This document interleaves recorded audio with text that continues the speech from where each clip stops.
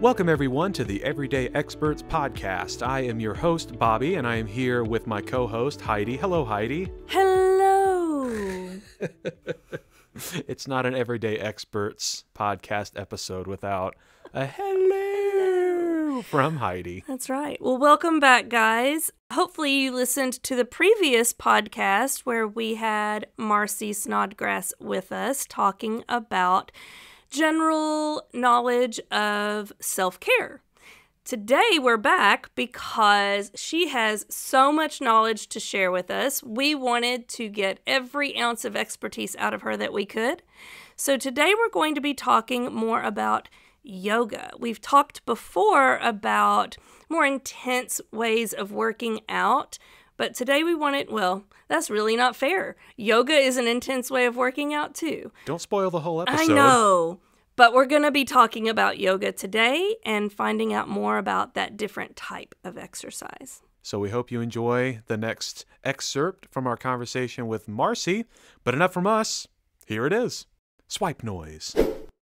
You mentioned physical activity, and we've had a podcast before talking about exercise. And the exercise was more or less about the running and It was a little more geared toward high-intensity workouts, a lot more fast-paced stuff. Yeah. Right, but you have more of an expertise in yoga. Yes.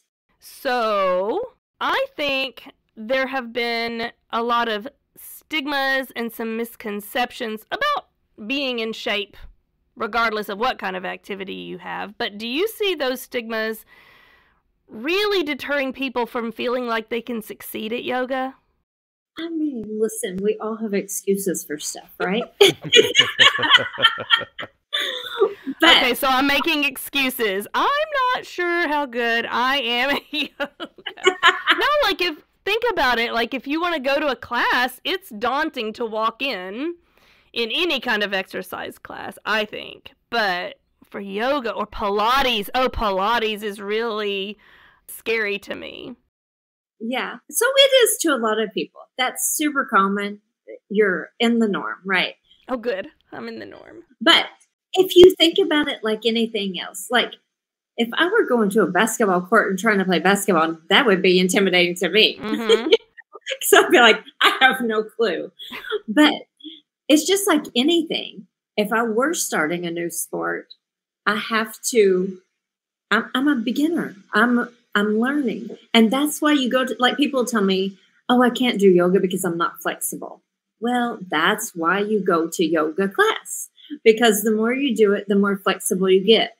When I first started yoga, I could barely touch my toes. Like I would go forward trying to reach my toes, and there was like no way it was going to happen.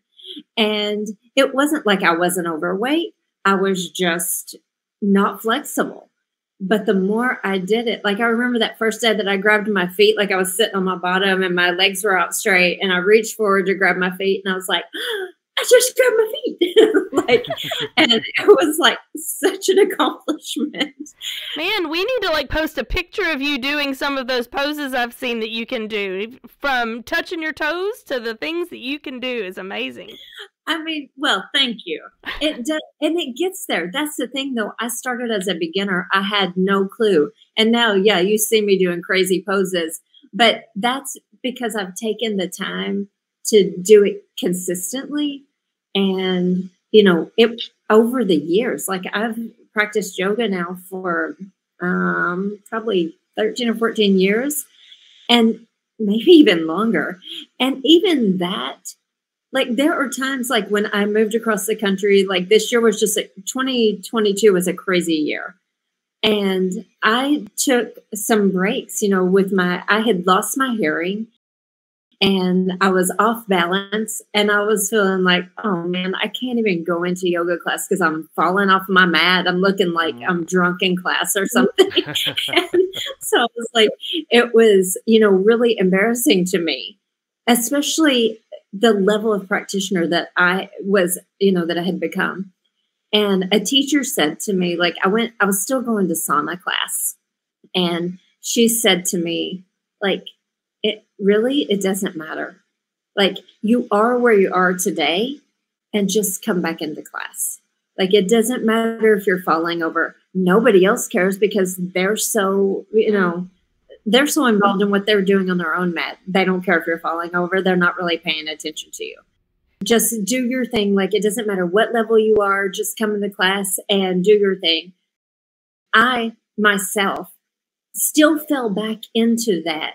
Oh my gosh, what are people going to, like, they're going to be looking at my yoga practice, blah, blah, blah. And it was because, honestly, I had not been practicing my own self-care for, this period of time where I was so stressed out. Well, why am I so stressed out? Because I'm not practicing self-care like I should be. Mm-hmm. It's this cycle. Mm-hmm. And we always fall back into it. But then it's just like, okay, well, restart. So, Marcy, what do you think are the benefits of yoga and stretching as a way of working out and exercising? What are those top benefits?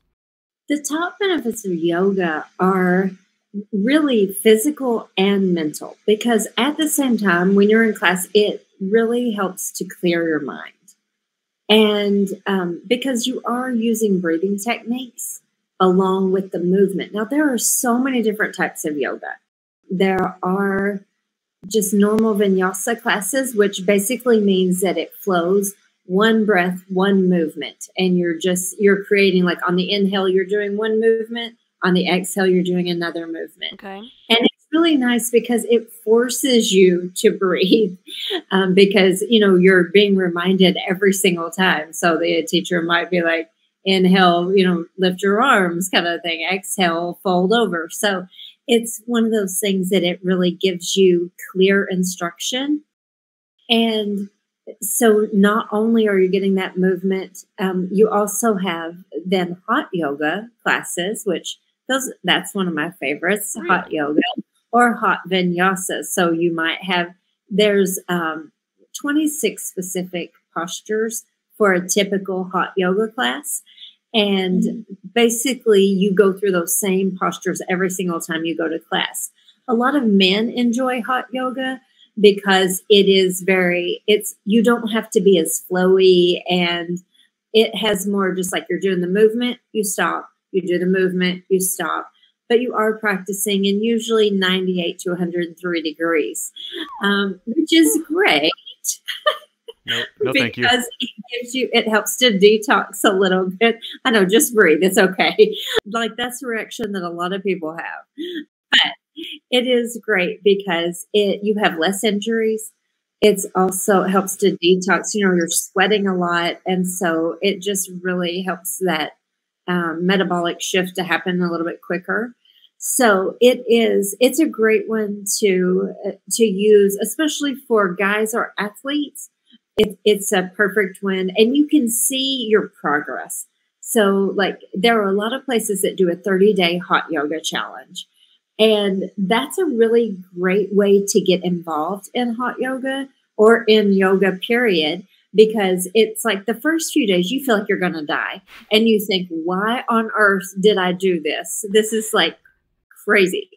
But if you can get through the first week, like if you go 4 or 5 days in a row even, and if you go every day, you really will see a huge shift in your body within a week. And by about 2 weeks, you'll be addicted completely. But it's one of those things that at first you're like, oh my gosh, why did I do this? Then the more you do after a week, if you can hang in there, then you'll be fine. And it gets so much easier, like after that first week. Because it's like, then you know what to expect. Your body has acclimated to the heat. And so it's like, then in a couple of months, you're just like, oh, this is a breeze. It's nothing. So it's just getting through that first week, though. If you can do that, you're golden. And there are just like so many different, it's called yin yoga, which is more of a stretch and hold. So you get set into positions and then you're holding them for 2, 3, up to 5 minutes and letting the body just soften and letting the fascia release. So that's a really good one if people have injuries. It can also allow it's more healing for the body as well. So there are just so many different facets of yoga. And most people just, when they think of yoga, they think you're going in and sitting on a meditation cushion and saying Om all day, and that's really not what yoga is. That can be a part of it too, in different types of yoga, but there are just so many different aspects to it. It can be a very physical practice. Most of the time, people are making fun of yoga sometimes and just say like, oh yeah, that's too easy for me. Like I'm a real athlete. And then I love it when they come to class and they're like, oh yeah, this is really hard. So there are certain classes like that can be really challenging for even like the most, avid CrossFitter or athlete of any kind. But there's also really soft and gentle yoga. So it's such a wide range. And talking to someone, like just going to a studio and talking to a teacher, they can totally help you figure out the right class for you. How often do people usually do yoga when they're like in it to win it? Well, now see, that's already the thing. You can't be in competition in yoga. Yeah, you can't win at yoga. I would say like 2 to 3 times a week will help you clear your mind. Okay. If you want physical change in your body, 4 times or more per week to actually see physical change. Now, but, so it really depends on what you're looking for and the benefits that you want. Are they more just like clear my mind and get some movement?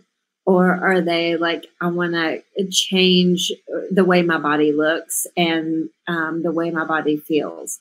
You're going to get a change in the way it feels even from 2 or 3 times a week, but you're going to see, a metamorphosis in the body. If you go every day for 30 days, you're going to see a huge difference. How long does the session usually last? Some classes are an hour and a half, some are 45 minutes. But typical is an hour long. Okay. So you actually had mentioned, and I think if I'm tracking correctly, you were talking about hot yoga and how people usually start to see a change after about 2 weeks or so, as long as they can stick it out. And just for the record, I would not be one of those people because I sweat when I walk from my bed to my bathroom. But if there are some superhumans out there who could stand doing yoga in 100-degree heat, they will start seeing benefits after 2 weeks. Are all types of yoga the same way, or do they kind of have different benchmarks or different timetables for when you start to see physical change as you've described it? So if you go to that type of class, like a hot yoga class, you'll see change even in a week. And you'll also, the thing about yoga is the more that you do it, the less you want to put bad stuff into your body because you see how it feels going to class. Like most of the time, you wouldn't eat 2 or 3 hours before class, or you might not enjoy that hot yoga class. But once you've gone for like a week, you start to see changes in your body, in the way you sleep, in the way, like if you have high blood pressure, it can help lower your blood pressure. There are so many physical benefits to it, but you will start to notice, like, I'm calmer, I'm sleeping better, I'm wanting to fill my body with good food versus just whatever. And then after a week, you start to see it. 2 weeks, you will see a change in the way your body is, the body shape is what I would say. And then if you stick with it like for a month, you will really see, like if you do one of those challenges, sometimes they do 30, 60, 90-day challenges. If you stick with it for 3 months and you've been going every day, your body will have a complete physical change. So you'll feel stronger. You'll feel more flexible. You'll notice that your muscles feel more lean and look more lean. Mm.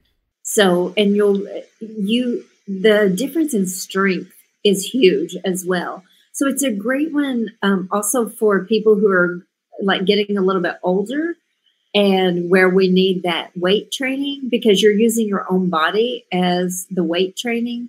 And so it helps with like if people have osteopenia or osteoporosis. I had students who it completely changed their scans, within 6 months when they went back for their scan, it had switched from osteopenia to normal, so you're getting a lot of benefit for your actual skeleton as well. Mm. Have you ever dreamt of a world in which you could get local, fresh groceries delivered right to your front door? Well, stop daydreaming, because you live in that world. Instacart gives you unlimited grocery delivery for one low monthly fee. You'll save enough time and money to start any new hobby you'd like, and say goodbye to getting nickel and dimed every time you use some other delivery service app. Forget that one key ingredient to make some delicious, healthy juice? Instacart can deliver it right to your front door in as little as 1 hour. Instacart makes it easy to shop at multiple stores and see deals in your area, so you get to save money while avoiding tedious shopping trips. Every item you order is hand-selected by shoppers based on your preferences, and they'll even keep your eggs safe. To start your 14-day free trial, follow the link in the show notes to let Instacart know that we sent you and help support the show. Instacart. Never set foot in a grocery store again. Yeah, it's funny that you talked about having yoga as a strength workout and how it can kind of serve as a substitute for higher intensity workouts, because I've done a few of those home yoga classes or whatever, and nothing will help you discover how bad your core strength is better than doing a yoga class for the first time, because there were some movements, and my wife and I were doing this together, and she danced in high school, so she's pretty flexible, and they would be like, all right, now you touch down here. I'm like, how do you even reach that part of the body with this part? That doesn't make any sense. And so yoga in my mind was always built as like a pure flexibility type of exercise, right? It's a way for you to improve your stretching, your flexibility, and, you talked about lean muscles and whatnot, but I have been impressed to always hear about the additional benefits of yoga that don't really get talked about. And I feel like that's a big narrative in exercise, talking about yoga versus traditional strength training or cardio exercises. It seems to me like yoga kind of gets this weird rep as, I don't know, maybe like a hippie kind of exercise, I guess. It's all, I mean, you're in a relaxed environment. There could be soft music playing and you're stretching, and it's not usually fast moving and what people associate with high intensity. But what you're talking about proves that yoga can, in fact, be almost an everything kind of exercise for people because you're using your whole body. Right. That's exactly right. So, like, people do think about it as like this slow, meditative, hippie, let's put on some patchouli oil type exercise. But that is definitely not the whole picture. There are different types of yoga, also like Ashtanga yoga, which is very physical. Like, you will be sweating just as much as if you went to a HIIT workout, So there are so many aspects of it that people, like, it's just an education thing. It's when I opened my yoga studio, I really had to educate people on, like, what is yoga? It's not necessarily, like, some people thought it was a religion. Some people thought, it was all that hippie stuff, but it's not. It is, again, like we talked about, self-care being very individual. Yoga is the same way. It can be exactly what you want it to be. It can be a really physical, hard workout. It can be really relaxing. Now, ideally, for me, what I love is to have several practices in a week that are really challenging and hard, that where I get my sweat on and get all the exercise going, and then like have one that's really just calming, relaxing, and then stretching, because then you'll see better benefit in your challenging your vinyasa practice, which is, the more physical practice. You'll see that it will improve if you do some of the relaxing classes as well. So it's like giving your body that break, but it's also one of the few exercises that you can do every single day, and it does not put stress on your body in the way, like if you were lifting weights every day, you need a break day. Mm. But you don't have to do that in yoga. You can actually practice 7 days a week if you want to. How many different styles? You've mentioned a few different ones, but you don't have to go through them all. But how many are there, different styles of yoga? Oh, my Lordy, I don't know. Okay. That's a great question because, people are always coming up with their own new ones every day. It's a new way. This is a new style of yoga. So there have been so many styles that are tweaked. There are a few basic ones that are just, like the go-to for most studios. But then you just have all different kinds of variants of that. Okay. So it kind of, to me, you were talking about if they stuck with it for a certain amount of time, then they would start to see the benefits. So to me, if you stuck with it long enough, saw the benefits, that's the motivator to keep going. But the motivation to go long enough to start seeing those benefits, like especially in hot yoga, are there any tricks other than just mind over matter to stick with it? That's a good question. Or is it matter over mind? I don't know in this case. I think mindset is everything, and it's just, I'm such an advocate of living deliberately, making intentional decisions about how you want to live your life. And if you want the benefit of something like yoga, you just have to decide, like, I'm doing this. And so many of us just allow ourselves to get waylaid with excuses, or just thinking it's too hard once you go in. But it is all about mindset. I don't know if you guys have seen that show on Netflix, Physical. It's a new, it's a new show, but it's basically, they're just like pushing these people to their physical limits. And it, like, they have to, so they held a boulder, it was like to see who could hold a boulder the longest they held it for over an hour. And it's like, you can see their mind, going like, oh, I don't know if I can still do this. And it's all about whatever you decide in your mind is what you can do or not. And so I just think that's the biggest part of it, is mindset and just deciding you're going to do something. And, really that plays into every aspect of our life, doesn't it? You might have heard people say that everybody and their mom has a podcast these days. And that's technically not true. My mom doesn't have a podcast that I know of. But if she wanted to start one, she could, because anyone can start their own podcast. However, if you don't know how to get started, podcasting can get overwhelming pretty quickly. And that's where Buzzsprout can help. Buzzsprout is hands down the easiest and best way to launch a professional podcast. I know this because we use Buzzsprout to publish every single episode of our show. And we're not the only ones. Buzzsprout has helped over 100,000 people launch their own podcasts. Buzzsprout gets our podcast listed on every major podcasting platform, including Apple Podcasts, Spotify, Google Podcasts, and iHeartRadio.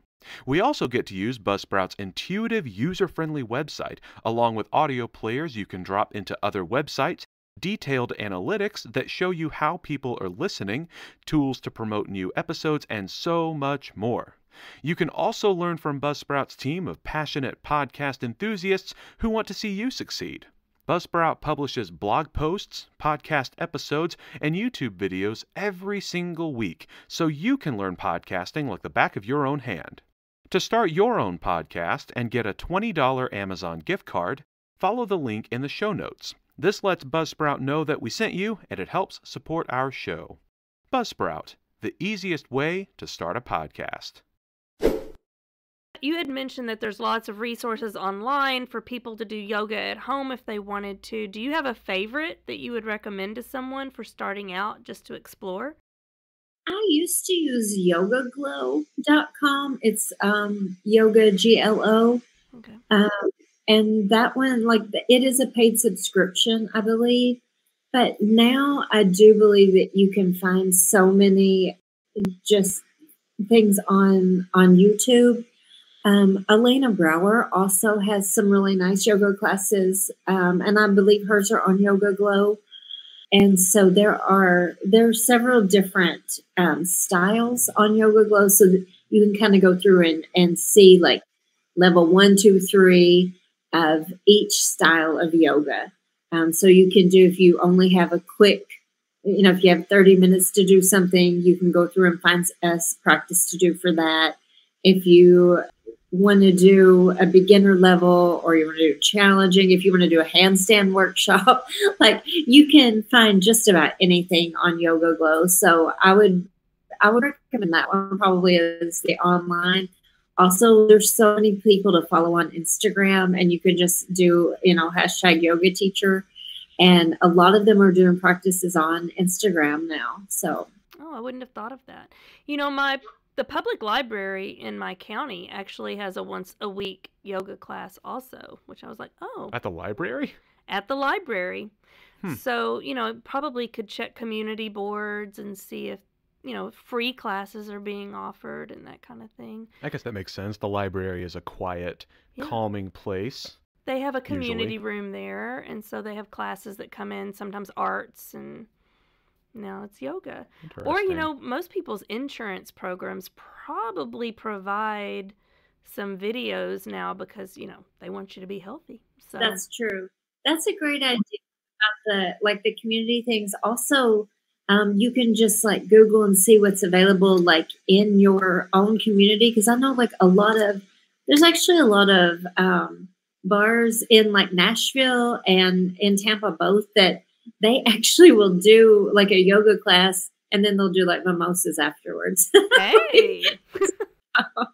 Yeah, there's, it's just so depending on how social you want to be with it. But there are a lot of community places that are offering yoga classes like once or twice a week. So, and there are a lot of studios that offer a free class each week, or they'll have new teachers that you can go to for a really inexpensive, like maybe $5 a class or something. They offer free classes for new teachers if you're willing to go to their class. And those teachers have usually been practicing for a long time. So it's not like you're getting somebody who doesn't know what they're doing. Like, they're good teachers. And so that gives you options too. Like, if you don't want to put a big investment into it, it's easy to find some free community classes and then just look at all the studios in your city. They'll also always have a beginner package, usually like where you can do like 10 classes for $10 or an unlimited month for $25, something like that. So it's very accessible to most people. No excuses. It's accessible. Well, speaking of, you made me think about this when you talked about accessibility. Yoga sounds like, and I think you alluded to it earlier, that it can actually kind of be for everybody. Are there any particular benefits for any members of the senior community doing yoga? How can that benefit them? Oh, for sure. Most communities have a senior citizen center, and they always offer yoga classes. So they do chair yoga, which is awesome as well. So there are a lot of benefit to seniors. There, even like you can go to the opposite end of that for kids and teenagers. Mm-hmm. And so like at the high school, when I lived in Murray, I would go and teach yoga classes at the high school. So a lot of times, like the PE teachers will bring in a yoga teacher. And so it's really nice to incorporate that into the physical education program, but also just to have community classes. There are a lot of studios, even like at the Art Guild, they used to do some yoga classes there for teens and kids. So I think like when you start to look at the different communities and even like accessible, you mentioned it's important too, like to have, those are usually available in pretty much every city, that you can have like chair yoga or whatever it is that can help with making it more accessible to people. So like Heidi said, there's no reason to not start doing yoga. No excuses. Hey guys, thanks so much for listening. If you know an everyday expert that you think we should talk to, leave a comment below or send a message to the email address in the description. If you're an expert yourself, we want to talk to you too. And be sure to follow us on Facebook and Instagram to get more awesome content and updates on future episodes. See you next time!